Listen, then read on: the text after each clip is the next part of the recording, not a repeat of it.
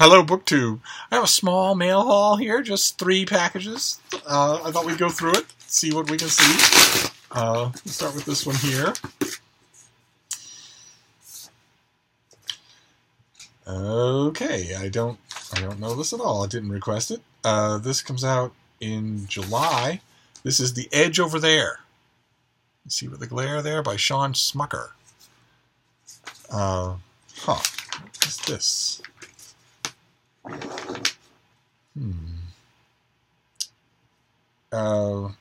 He introduced readers to the enchanting world of 12-year-old Samuel Chambers in his debut novel, The Day the Angels Fell, which I don't think I read. After his mother's tragic death, Sam and his friend Abra Miller began a mysterious and dangerous quest to find the Tree of Life, the only thing that could possibly bring his mother back. The Edge Over There is the spectacular sequel to this highly acclaimed work. Oh no. Okay, well that certainly sounds like I'm going to need the first volume. I'll have to contact the publisher and see if they've got one. Okay, so I don't get a sense there of whether or not that's YA. All right, so first one's a bit of a mystery. We'll leave it be and move on to this next one here. What have we got here? Oh, okay, this is great. This is the very nice finished copy of something I read. We saw it on this channel, and I loved it. It's a collection of short stories called The Price of the Haircut by Brock Clark. It's going to be a paperback original, and it's due in a week. And this is, those of you who might not remember, this had some wonderful story. I don't know. I'm not here. Let me see if it's on the press sheet here. I remember some of the story descriptions were really good.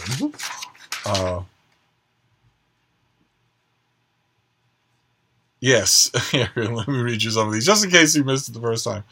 Each of the stories offers a complete submersion into a whimsically distorted world. In The Pity Place, a lonely man in Florence, Italy, tries to win back his wife, who may or may not exist, from the novelist Mario Puzo, who may or may not still be alive. In Concerning Lizzie Borden, her ex, My Wife, a husband and wife try to get beyond the marital speed bump and decide to spend a night in the bed and breakfast that was once the home of the infamous axe murderer Lizzie Borden. And in Children Who Divorce, the child actors from the movie Willy Wonka and the Chocolate Factory recreate their roles in a dinner theater sequel. But despite having grown older, they haven't actually grown up. So, I can't believe it. I'm chuckling over these things the second time. I still haven't got to this, and I have to read it in a week, so I will certainly do that. But like I mentioned when we first saw this, the description certainly can't be beat. And then last one, that will be done for now. It'll be a nice quick mail haul. You must be sick of me. Let's see what we got here. Oh, God. Oh, my. Okay, this is from Prometheus Books, and this comes out, I believe, in a week. It comes out in a week. This is World War Trump by Hal Gardner, part of a raft of Trump-related books that's only going to grow into a tsunami as 2018 wears on. So what's the angle on this one? How will Donald Trump's America First policy impact international stability? This sobering book argues that it will put the country on a path toward war. International relations expert Hal Gardner analyzes the twists and turns of our president's foreign policy pronouncements from the beginning of his campaign to the present. He argues that Trump's proposed economic nationalism and military buildup, if implemented, will alienate America's friends and rivals alike.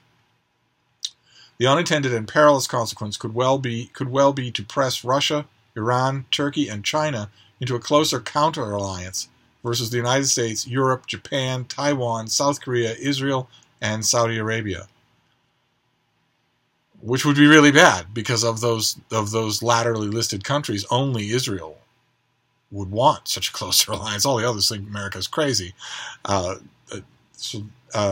Gardner has long warned that the uncoordinated NATO and European Union enlargement into former Soviet spheres of influence and security not only would provoke a Russian revanchist backlash, but also could encourage Moscow to forge a Sino-Russian alliance. That Russian backlash has already taken place since the annexation of Crimea in 2014 during the Obama administration.